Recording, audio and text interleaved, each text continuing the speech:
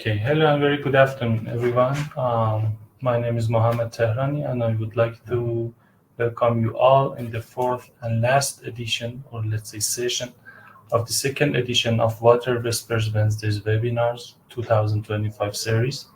This is a sharing time which is planned to be held a couple of times per year, sharing the hydraulics and water relevant issues. For those sessions where the speaker will attend in person, the webinar will be conducted in hybrid mode, and unfortunately, this is not the case this time. Each session will feature dynamic presentation lasting approximately 30 to 40 minutes, followed by an interactive 20 minutes of Q&A session. Before we dive into the talk, a quick reminder to stay engaged, please. Feel free to ask your question using the chat box, and we will address them in the dedicated Q&A session at the end, or you could turn on your mic and camera and ask it directly from our speaker. Today is no exception, and we have a distinguished speaker who will share his expertise on the Immiscible Rayleigh-Taylor turbulence implications for the bacterial degradation in oil spills.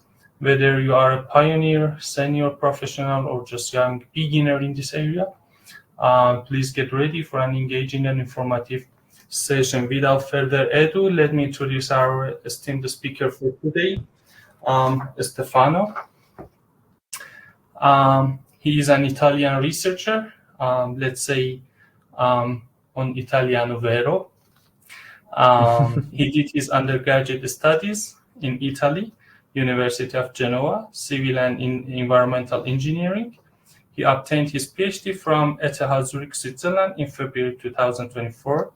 Afterwards, he spent 1.5 years in Vienna at the Institute of Science and Technology, Austria, established postdoc fellowship. Now he is doing his second postdoc at the Princeton University, SNF postdoc mobility fellowship.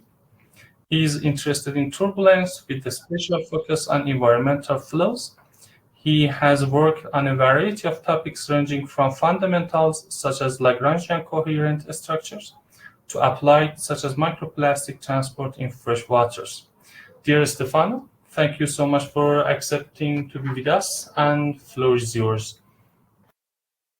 Thank you. I share my screen, hoping it Yes, works please. as before. Yeah. Here we are. I hope you see my screen in the presentation mode. Yeah, now we received it very well. So, yeah, the floor is yours. Yeah, so I thank you for the invitation. It's a pleasure to be here. I apologize already if I will not be maybe super sharp, but for me it's 7 a.m. in the morning, and I'm not a super early bird, so I apologize for any mistakes or stuff that I can say wrong. So today I'm going to present some of my PhD work on Rayleigh-Taylor turbulence that I did when I was in Switzerland, in particular related to the effect of interface tension on this kind of flow. Before diving into the presentation, I also would like to introduce a bit myself, and in very few words, I am an experimentalist in fluid mechanics. So I use, in my research, I use a combination of experiments and theory to explain complex flow phenomena, and in particular related to the natural environment and unveiling processes. And here I show you just a kind of a collage of some of the stuff that I did since the beginning of my PhD and my master. So I have been working on fibers in turbulence, so particles in turbulence, like as you see here on the top left of the screen. And I also worked on animal navigation. So like you see here, trout par. Here we were studying how a trout par navigates in a thermal contrast, or here we were studying copepods that are small swimming animals in the ocean. And they are a very interesting animal because they usually swim at a low Reynolds number, smaller than 1, but sometimes they can reach Reynolds up to 1000. So they live at the edge between viscous flows and like a inertial flow, let's say. I have been studying, and that's actually what I'm doing now, microplastic pollution. You see here some, for instance, here I was studying the resuspension of microplastics from a sediment bed, or fundamental aspect of turbulence. But my PhD topic was about mainly buoyancy-driven flows and Rayleigh-Taylor turbulence, which you can see here a picture of one of my experiments. And this is what I'm going to talk about today, buoyancy-driven flow and Rayleigh-Taylor turbulence. So first I will give you an overview of the motivations and background about why it is important for me to study Rayleigh-Taylor turbulence and buoyancy-driven turbulence in general, and also about what is Rayleigh-Taylor turbulence, and what are the fundamental aspects and dynamics of Rayleigh-Taylor turbulence. Then I will move to a phenomenological description of the immiscible Rayleigh-Taylor turbulence. So what happens when you add interface tension to the Rayleigh-Taylor system, and this is just the theory part. Then I will explain you the experiments and simulations that we did, how we did them, how I did the experiment, how we compare with simulations and stuff like this. Then I will, in the following part, I will show you how the theory match or not with the results, and to which extent the theory is valid or not. And finally, I will dive into some implications that this kind of study had for improving our comprehension of how hydrocarbons, oils, are degraded by marine bacteria in the ocean when they are released by accident, by mistake in the ocean. So let's move to the first section, so the motivations. This is a video that I got from a paper, from a physical review fluid paper from 2016 from Guido Boffetta and colleagues. So you see here, this is a very idealized situation. It's a simulation in which there is a fluid, the blue one, that is heavier than the fluid underneath. So this is the classical Rayleigh-Taylor configuration. You have like a fluid that is initially above, a heavier fluid that is initially above a lighter fluid. Okay, and in this case, the lighter fluid have a higher temperature, θ1. The heavier fluid has a lower temperature, θ2. There is gravity pointing downward. Nu is the kinematic viscosity of both the fluids. K is the thermal diffusivity, and beta is the thermal expansion coefficient. So, if you have a film, what happen is that the interface that separates the two fluids initially is flat, but it's unstable. So if we play this video, what you see is that the interface gets corrugated, and the light fluid want to rise into the heavy fluid, and the heavy fluid want to fall down into the light fluid. Okay, so the mixing start of the two fluids. So you can easily imagine that this configuration is unstable, and so the fluid mixes. So this process of mixing is mainly characterized by one quantity, that is the mixing layer thickness. The mixing layer thickness is kind of the thickness of the turbulent part, or the thickness of the region where the mixing takes place.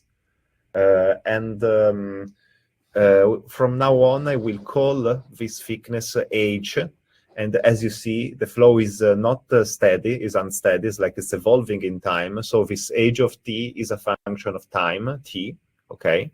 And it's growing in time. But how is it growing in time? So if we consider like a general functional relation between the age and all the parameters of the problem, we have again gravity, thermal expansion, temperature difference, thermal and momentum diffusivity, and time. So like it's a common consensus that when it becomes turbulent, you can neglect viscosity and thermal diffusivity.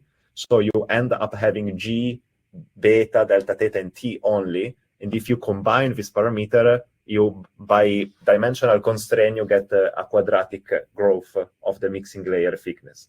So this law here tells you that the age of T goes quadratic time. So it means that the expansion of the mixing layer is accelerated over time, okay? So and this happens in very idealized conditions. So in very idealized condition in which you have no boundaries, you have no boundary up and down, you have an infinite domain in the plane, what you will observe is a mixing layer that expands quadratically in time, so that accelerate in time. And many people studied this relation. A lot of people find the right prefactor for this relation. Usually people write h of t equal to alpha, one constant, universal or not, times this number times t square. And people struggle a lot to find this constant alpha. There's people that say that 0.06, there's people that say that 0.07, 0.05, 0.01, 0.0511. So it's like this is called as referred to sometimes as the alpha problem. And there's a lot of discussion of if this alpha is a constant or not. In general, I care in a reasonably about this, so not much. I care more about what happens when you add other factor or other effect to the Rayleigh-Taylor mixing. And I care about what's happened to the internal structure of the turbulence of a Rayleigh-Taylor mixing layer when you add the other confounding factor.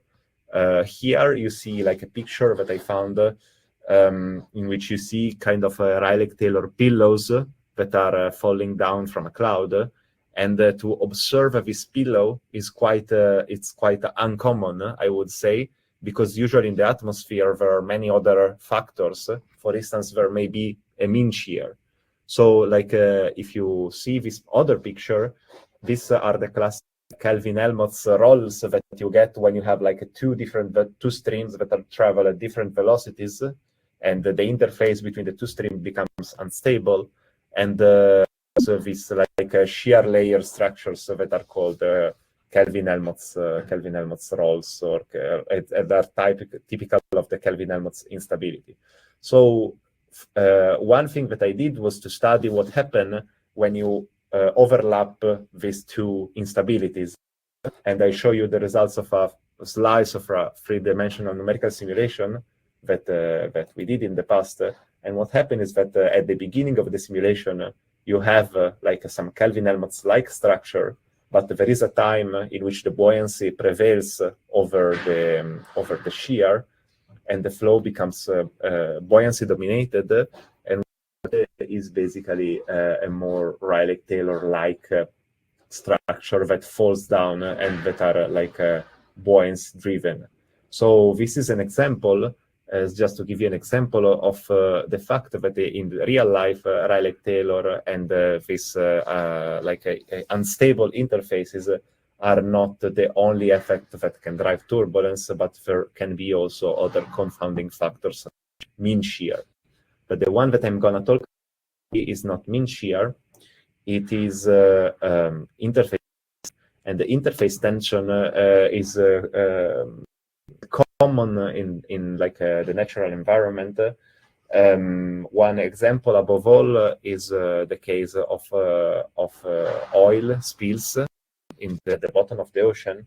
For instance, here you see that when there is like an oil release, the oil usually is lighter than the water, want to rise, and by rising becomes turbulent, and it becomes turbulent through a mechanism that is similar to the Rayleigh-Taylor instability.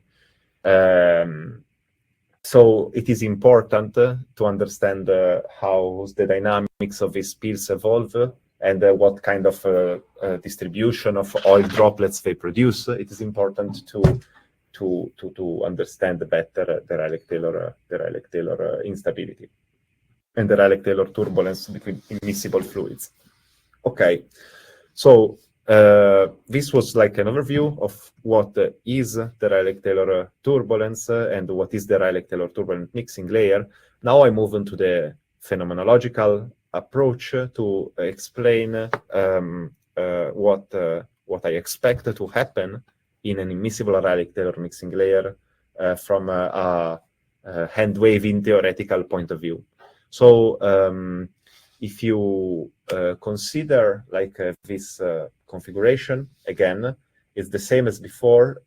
So there is like a heavier fluid, the white one of volumetric density ρ1, that is initially overlying a lighter fluid of density ρ2. Here I'm using the densities instead of the temperature. That I am using the density directly because when you consider immiscible fluids such as oil and water, usually you have a different density because of the temperature, but because of the molecular weight. So I go directly with the densities instead of using temperature. And there is one additional parameter here beside viscosity. I assume the two fluids to have the same viscosity, even if this is not often the case, but this simplifies a bit the theoretical analysis and reduce the number of parameters. There is one additional parameter that is the interface tension, so that I call gamma. So here we have gamma, that is the interface tension. So what we expect to happen in a situation like this is that the interface between the two fluids is still unstable. So even if the two fluids cannot mix at the molecular level, the interface will be stable, and the fluid will start like compenetrating. So the heavier fluid want to fall down into the light fluid, and the light fluid want to rise up into the heavier fluid, and they want to over. Okay, and even if surface tension prevents the mixing between the two fluids, a dispersion of one fluid into the other, a dispersion of droplets of one fluid into the other will be generated. So of black droplets into the white, and to white droplets into the black, let's say. So understanding the immiscible Rayleigh-Taylor turbulence means that we want to understand how to forecast the temporal evolution of the emulsion property. We can call it dispersion emulsion property layer, immiscible Rayleigh-Taylor mixing layer, and also the internal structure of turbulence. So said that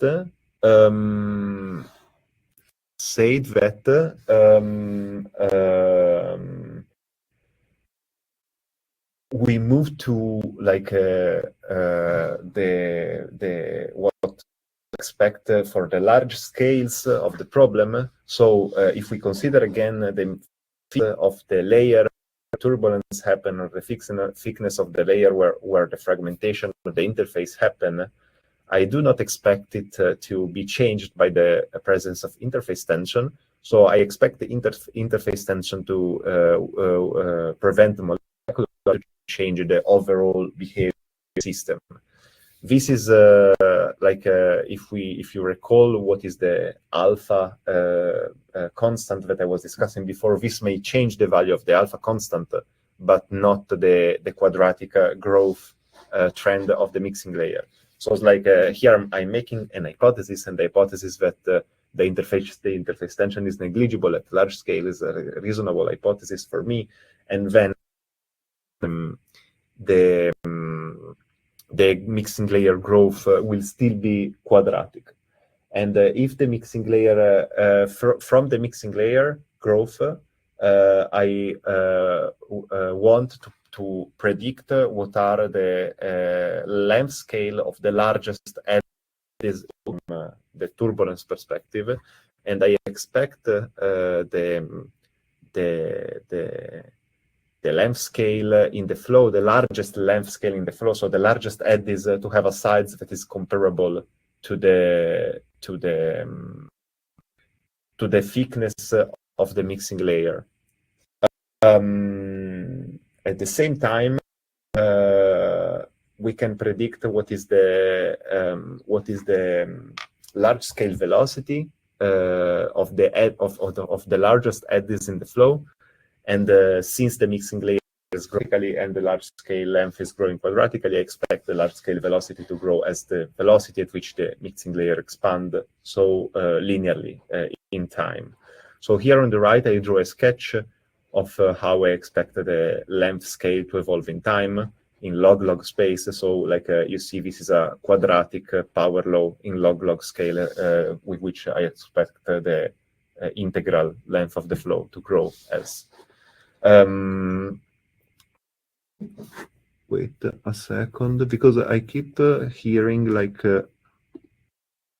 people joining and it's a bit hard to keep hearing that. Yeah, my apologies for that. It's a bit. No, yeah. Maybe I mute my. Exactly, you could mute your speaker. Because yeah. Okay, great, no problem. No worries. Thank you so much. Okay.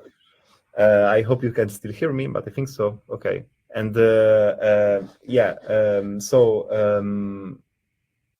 was here. Okay, so the large scale velocity in the flow grows linearly in time,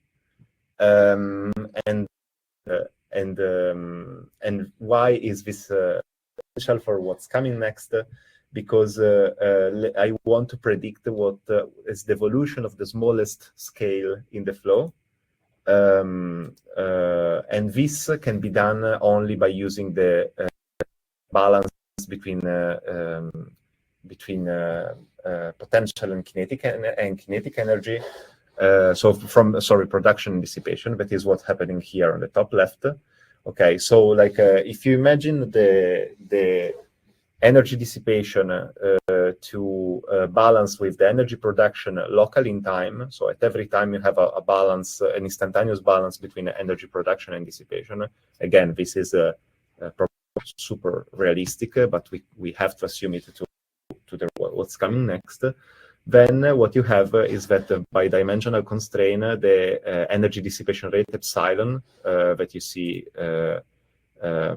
see here is proportional to the large scale velocity to the divided by L, and this is a dimensional constraint. And if you plan the quadratic dependence of L and the linear dependence of UL, you get that the energy dissipation rate has to grow linearly in time.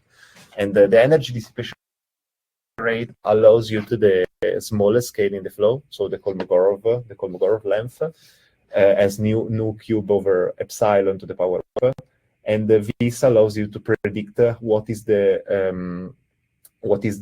time evolution of the Kolmogorov length scale. So this is the smallest scale, active scale in the flow, okay, in terms of turbulence. And the Kolmogorov length decrease with the power 1/4 in this adiabatic picture in which a small scale adapt to the evolution of large scales. And this is quite interesting because, as you see here on the right in the sketch, the Kolmogorov length is decreasing in time with a weak power, while the integral length is increasing in time with a quadratic law. And this means that the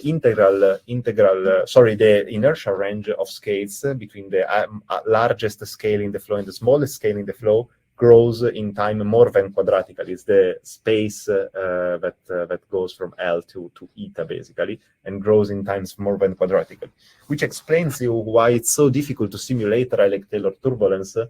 And this was not only the flow, the integral scale is growing in time, so the box needs to be very big, but also the Kolmogorov length decrease in time, so the resolution needs to be higher and higher as time passes. So either you have like a very sophisticated adaptive grid system, or you have like an expanding domain, or you use an extreme resolution that is useless at the beginning and it's like only and becomes sufficient at the end of the simulation, but you are limited always. So like this adiabatic hypothesis can be extended to the structure of turbulence inside the mixing layer to predict the velocity differences, delta U, and this is the difference in velocity between 2 points in space. And sometimes in the Kolmogorov picture, it quantifies the energy of an eddies of sides R, okay, where R is the separation between these 2 points. So like this delta U is basically quantifying the energy of eddies of different sizes inside the inertial range of turbulence, so between the integral scale L and the Kolmogorov scale eta. And the epsilon, we can predict the time evolution of delta U as well.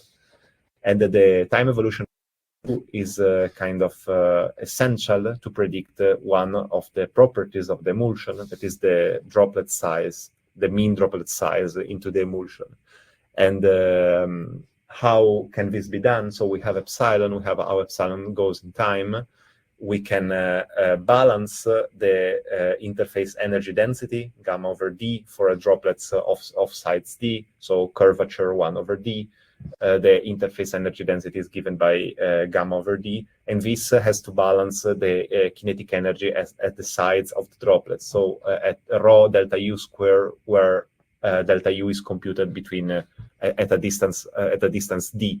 So from this relation, from this balance of energy, we can get we can compute d. That is, as you see in the picture, it's like the typical droplet size into the emulsion, and we will get a temporal evolution for d, that is t to the minus 2 over 5. And d and t to the minus 2 over 5, this is quite cool because d decrease faster than the Kolmogorov scale. So I draw the scaling of the droplets. So it's maybe a bit confusing. Is this? So you have the evolution of the Rayleigh-Taylor mixing layer. The mixing thickness is growing quadratically. The Kolmogorov scaling is going down. So the inertial range of turbulence is expanding. The interface is fragmented in small droplets, and these droplets are fragmented if we assume them to be fragmented instantaneously at every time. So we assume that the fragmentations occurs on a faster time scale than the actual mixing growth and stuff and turbulence evolution.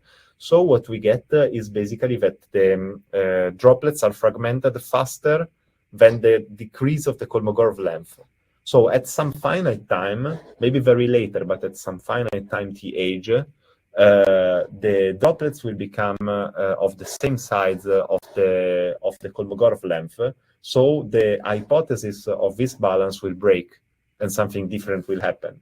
So there will be a time at which the droplets will become as small as the Kolmogorov length, so they cannot undergo inertial fragmentation anymore.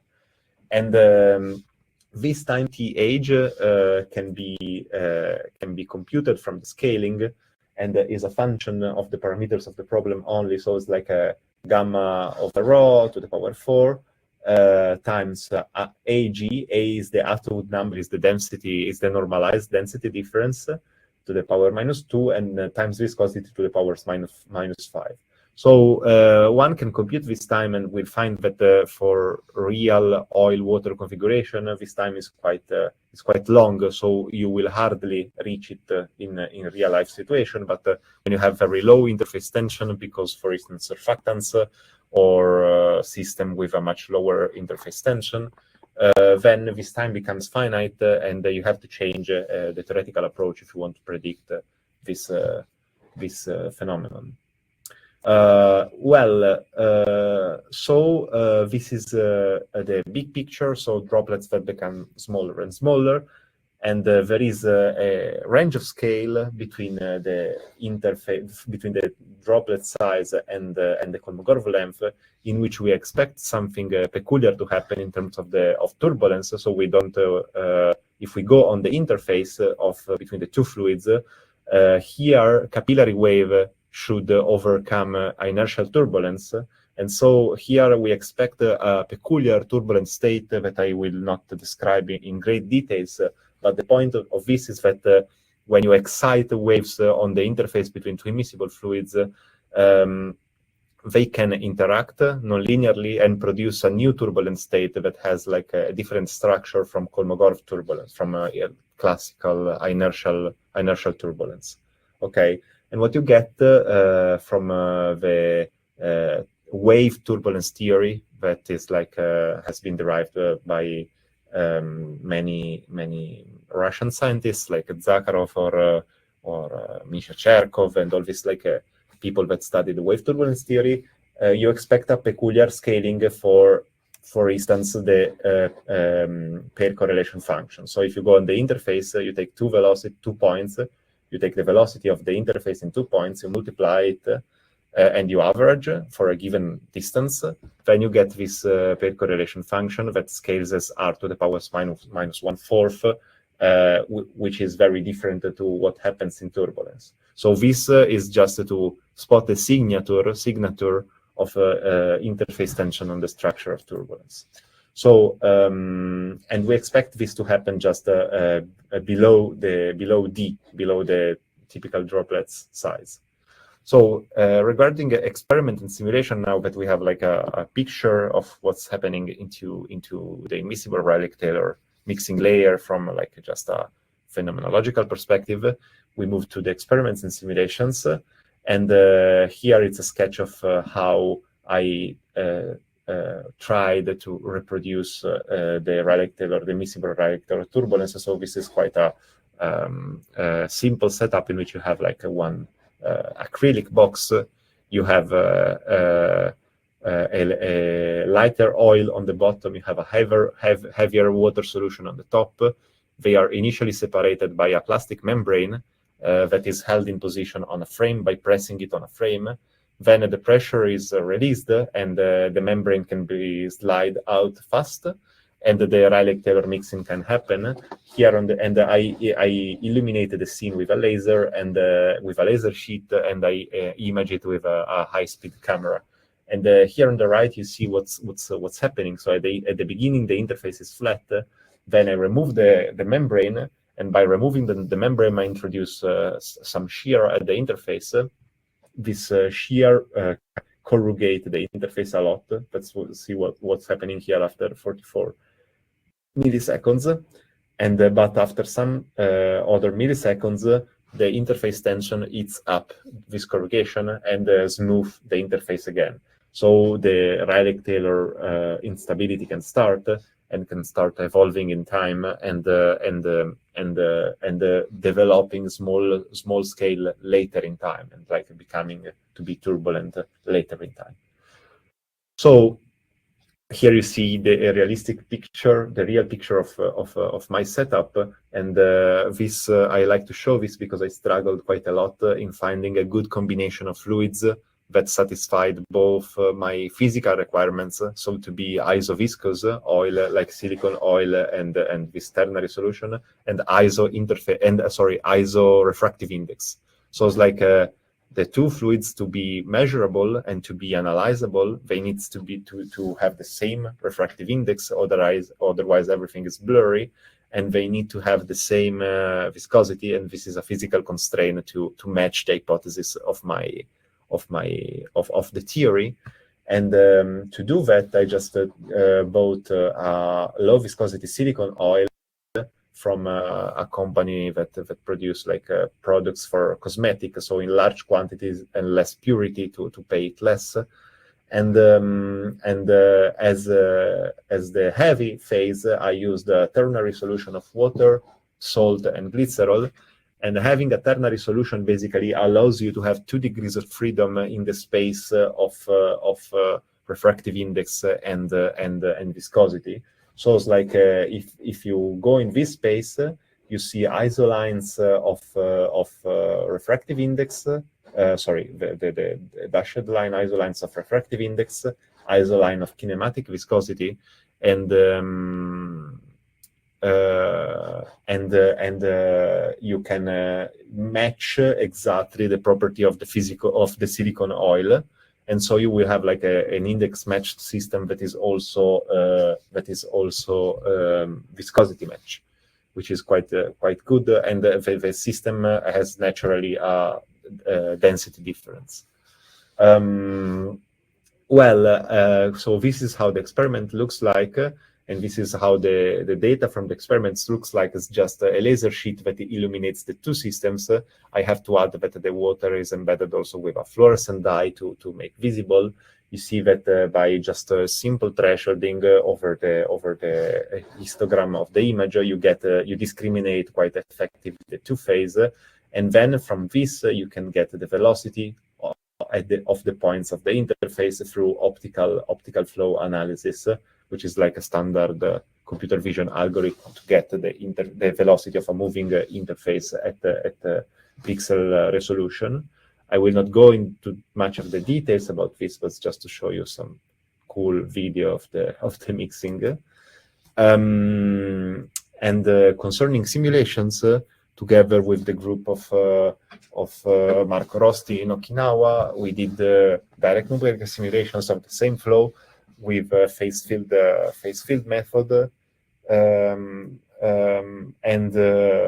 and the simulations helps to span different interface tension easier first, and they also helps to understand how the planar approach that I used in the experiments compare with the full 3D approach. You see here that the estimation of the average droplet size computed from the 2D slices is basically giving a good approximation of what's happening in 3D, but is like kind of a constant factor around 0.9 between the two. And this is due to the fact that if you have like a random distribution of an interface and you slice it, you will get slightly different statistics. But the important thing is that you get like something that is time independent, so you don't get a time dependence of this quantity, but it's expectable, I would say.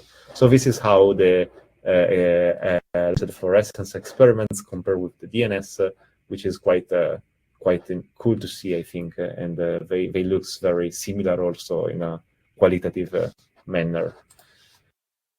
So moving to the results, as I told you, I made different hypotheses. The first one was that the interface tension is negligible at large scale, and that the mixing thickness should grow quadratically regardless of the interface tension. The orange point are always the experiments, and all the other points are the simulations.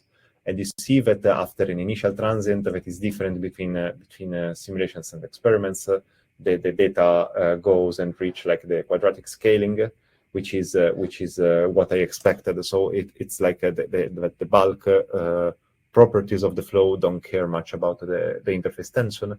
If you deep down into what is the value of the constant alpha, that's depend on the interface tension, but here is normalized out between experiments and simulations. So it's the quadratic scale still the scaling still holds quite nicely. And this is the the first hypothesis. I call the other one hypothesis 0 because it was really trivial somehow. But this is the first hypothesis, that is the droplet size distribution and the fragmentation process happens on average in a kind of an adiabatic manner. So the droplets fragment at least the average faster than the actual evolution of the mixing thickness. And if you remember, this was predicting a diameter that was decreasing with t to the power -25. Here I normalized the time with the time at the crossover between with the Kolmogorov scale. And if you see here, the points align of this -25, and they start deviating for a non-dimensional time that is like larger than 1. And this is quite nice because after 1, when t exceeds th, you expect the theory to to behave differently, so to not be valid anymore, and indeed you start at points that are getting off the curve. Here the interface tension is between experiments between each simulation, so that it's good to zoom on one simulation, for instance, to see that the points are still kind of aligned with the -2/5 trend, even if you consider just one simulation and you span across time and not across interface tensions. And the other phenomenon that I was expecting to observe capillary wave turbulence at the interface, and this was much more difficult to get, and this is what experimental results. I kind of get a range between 10 to the 1 and 10 to the 0 d, in which you get kind of the capillary wave range and the capillary wave turbulence, but it's very narrow, and it's very difficult to say how it's very difficult to get a very developed capillary wave range here. And from simulation, we don't get this. The simulation per correlation function don't get this. But this becomes more clear if you check what is the kinetic energy of the interface, because the kinetic energy of the interface should have different scalings if you account for capillary wave turbulence or not. And you see that in terms of T over T0, where T0 is the initial time when the buoyancy overcome the interface tension. The simulations are in a different regime and tends to bend down towards the capillary wave turbulence scaling that is only captured by the experiments and never reach it completely. So only the experiments are somehow able to reach this regime, and this, I think, it's due to a mixture of factors, among which the waves propagated at scales that are and overcome viscous effects at scales that are much smaller than the Kolmogorov length. And simulation simulates down to the Kolmogorov length, but not lower. So it's very, very hard with simulations to capture capillary waves, while with experiments, the capillary wave exists. If you solve them, you don't have to resolve them, they exist. You can sample them, and you can be limited in terms of resolution of your measurements, but the physics is limited in terms of resolution of the solver, because the physics is the physics and the real life is the real life. So this is how the theory represents the experiments, how the experiments represents the theory. And now I give you also a short, very brief description of the implications. So one of these I was discussing with people working in marine biology and the fluid dynamics, and it was quite clear that in many models, not for the turbulence induced by Rayleigh-Taylor, but just for the Rayleigh-Taylor instability phase in defining the droplet sizes in oil spills by degradation models. So when you release an hydrocarbon into the ocean, what happens is that it fragments in small droplets, and these small droplets, the interface of these droplets is colonized by bacteria, by marine bacteria that consume the hydrocarbon from the surface.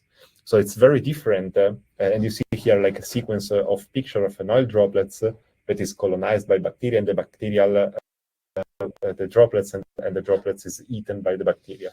So since the rate of biodegradation depends on the available interface area compared to the volume, it is important to understand what's the size distribution of the droplets for different combination of interface tension and turbulence. And in this picture, since the biodegradation happens on a time scale that is of the order of weeks or months, while the Rayleigh-Taylor and the fragmentation process happens on a time scale that is on the order of seconds or tenths of seconds, you can see the Rayleigh-Taylor turbulence as setting the initial condition for the biodegradation process in situation into the ocean.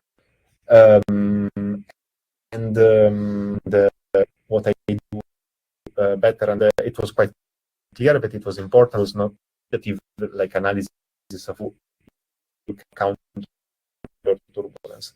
So was to take the droplet size distribution by and degrade them through a Monte Carlo method from Monte Carlo simulation that account for the probability between bacteria and droplets. What you get basically is that you start from a droplets diameter in physical unit, and then the bacteria starts eating the droplets, and they degrade the. You see here on the left the evolution of the mean diameter during the biodegradation process, the time evolution of the probability distribution of the droplet sizes. And what you see is that you start from the blue one, which is at the initial time, and this is kind of Kolmogorov-Ince size distribution with d to the minus 10 third. And then as the bacteria starts eating the droplets, the distribution shifts to the left, and the mean goes approaches 0 over time. And this happened on a time scale that is on the order of tens or hundreds of days. So this is just an example on one of the distributions, but I did it on all the distributions that I had for the simulations, and what you get is it is what follows here, for strong interface tension and weaker turbulence. You get like a very large droplets. So for the bacteria to eat the distribution takes a lot of time. So of the order of for hundreds days. And as you decrease the interface tension or increase the turbulence, this is all non-dimensional. This is the nice part. So basically the curves shift to the left, and the time taken to the bacteria to eat the distribution reduce. Okay, and the effect of accounting for turbulence, it's quite dramatic, because you 400 days you go back to around 100. So there is almost a factor 4 if you account or not for the presence of interface tension. So like this is just proof that and also I derived like a scaling based on a minimal model for how fast it decays with non-dimensional number. But this is just to say that if you account for turbulence and for Rayleigh-Taylor turbulence, if you don't account, you may overestimate these time scales by a factor up to 4, which is quite significant in my view. And yeah, this is it. And I turned on my volume again, and I hope you could hear me. And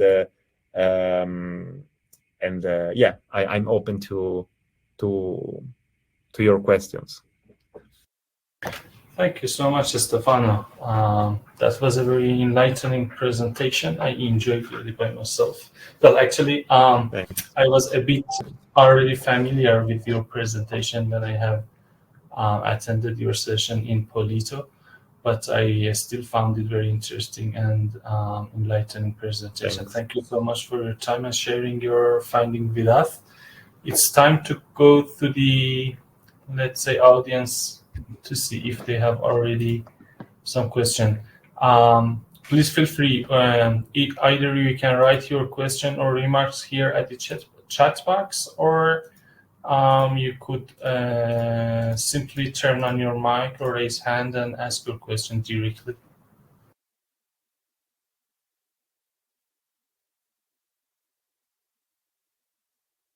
Meanwhile, perhaps I will have a privilege to asking a starting question, perhaps, meanwhile that we are receiving something. Oh, okay. No, I do not have the privilege. We have already received a question. I have a question. I have a question about the experimental setup.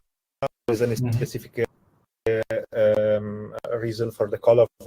Like laser colors, we use green. The laser colors is often related to sensitivity of the aura, but in this case, like some cameras are more sensitive different and the one likes to buy like different colors. But in my case, I used a green laser because I wanted to work with fluorescence of the water solution, and so like I feel like a water solution that was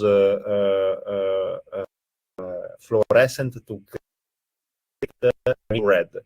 So I basically was shining the laser, and the laser was hitting the water was emitting both in the green and in the red, and with an optical filters I could just see the interface very nicely. So that's why I used like the that is to use like laser induced fluorescence.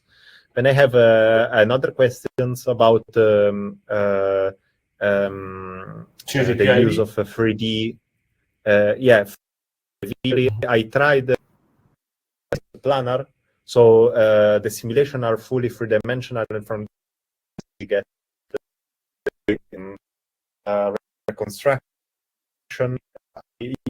only two-dimensional to have something three-dimensional, but to have something three-dimensional of and so you need to have a scanning system. So to move the laser sheet and to move it fast enough to capture like the three-dimensionality of the system, but they're so fast that to have we had a scanning system, but the flow is so fast that to scan fast enough was basically impossible. So I tried quite a lot, but I didn't succeed in having this stuff. I opted for a two-dimensional slice plus comparison with simulation worked fine enough. Great, thank you so much for addressing these two questions. Yeah, one more time, please feel free to share your question or remark with us. Meanwhile, perhaps I will go back to the hypothesis that you shared with us. Well, for the 0-1, I do not have that much to say, but was there any possibility that you took the room for happening the first and the second one together, because you have considered the hypothesis 1 and then the hypothesis 2, and is there any room that there will be happening of both together at the same time, simultaneously? Yeah, I think that's a good question. Actually, like the beginning, I was they want to see like a adiabatic fragmentation. You should also capillary wave turbulence. But then what I found out is that the capillary wave turbulence are very difficult to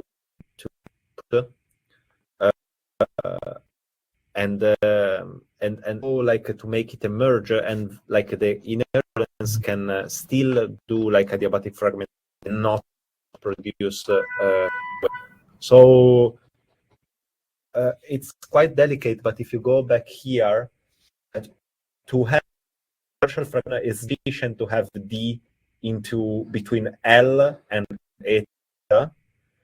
To a good capillary wave turbulence, it is to have the difference, like the range between D and theta, to be large.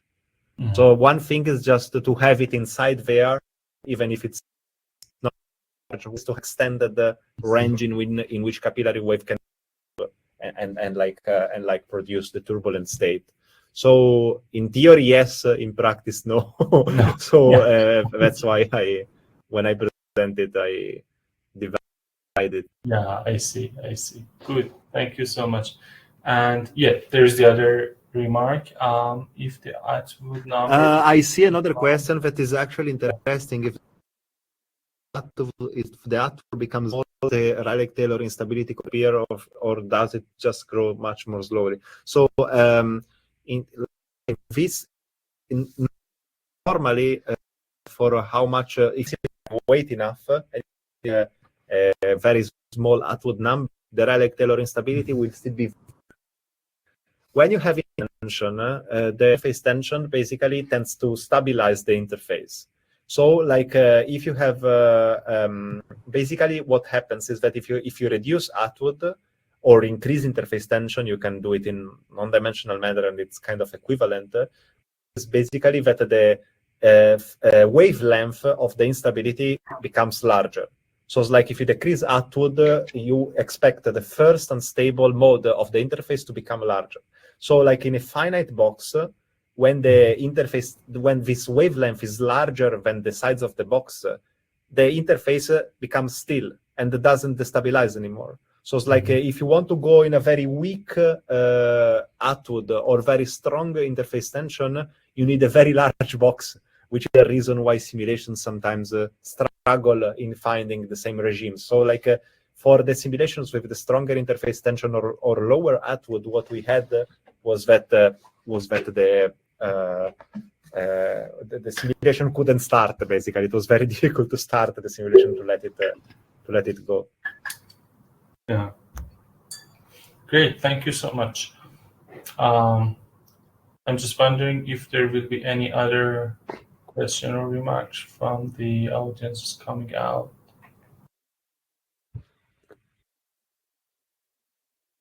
Well, meanwhile, I'm appreciating again, Stefano, because it's early morning.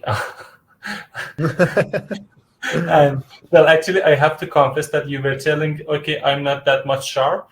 I'm just wondering how much sharp you would expect to be. Not much more than this. Not much more than this. That's perfect. Thank you so much.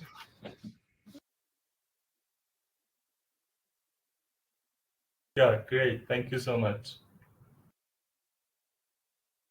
Yeah, I think we do not have any more comments from or let's say question from the audiences. I will just take opportunity to ask one more, and is that concerning the application, separating from the oil or any other application regarding to the oil, do you see any other application that could be interesting for this kind of theory to be applied and using the let's say daily life in engineering mode, let's say? It's a long time that I don't wonder about applications, but I think that there may be I don't know, but there may be some like situation in which you need to mix and to understand how the mixing between like maybe in which you want to use bacteria to biodegrade oil into industrial implants. And so it may be relevant there. I guess that at some point what is more relevant is to understand in general how turbulence make emulsions. So it's like this is a Rayleigh-Taylor is a very special case that is just purely buoyancy driven, but you can extend all these concepts to steady turbulence and to the emulsifications in steady turbulence. So there may be some cases in which this is unsteady, like Rayleigh-Taylor, but I think the steady cases for industrial application it's more relevant, I think. But yeah, I mean, also I sometimes don't wonder much about application. Maybe I should. Yeah. I see. Great. Thank you so much. So I think we have already done with the question. There is no more. I think it was really interesting and informative session with your presentation. Thank you for just inviting. Remembering the audiences that at the end we would like to take the group photos. So for those who are interested, please turn on your cameras and join us so that we will take a group photo together before concluding the session. And Stefano, is there any remarks that you would like to be bold or shared with us again, or yeah?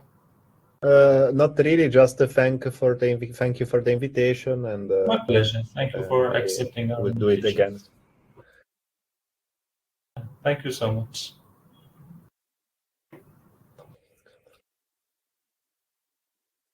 Yeah, just waiting for the audience to join us with the turning on the camera.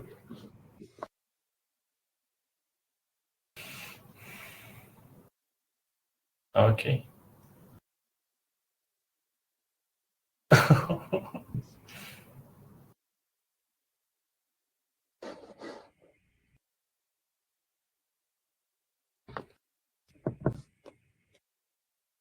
I see that Dr. Ali's also joined us.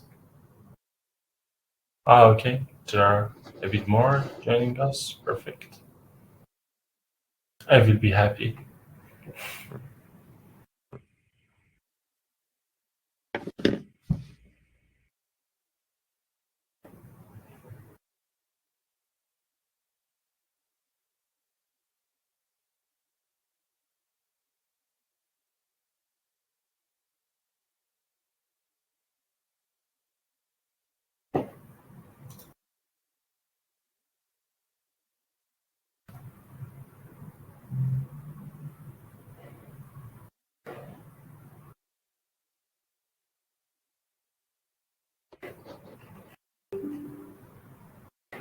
Okay, if there is any other for the group photo, please be more quick. I think, yeah. Okay. First to be waiting a bit more.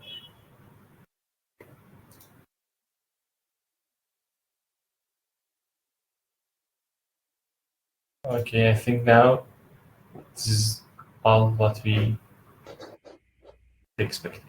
Okay, I ask Mrs. Bakhshande, please. Okay, good. Please take a snapshot. I will do as well.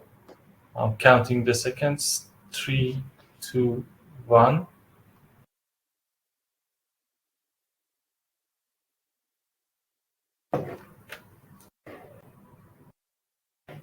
Perfect. With that said, and with this group photo, I wish everybody except Stefano a good afternoon, and for Stefano a good day. Thank you. Bye. Thank you so much, and have a nice day. Bye bye. Bye. Bye. Bye. Ciao, ciao. Bye bye.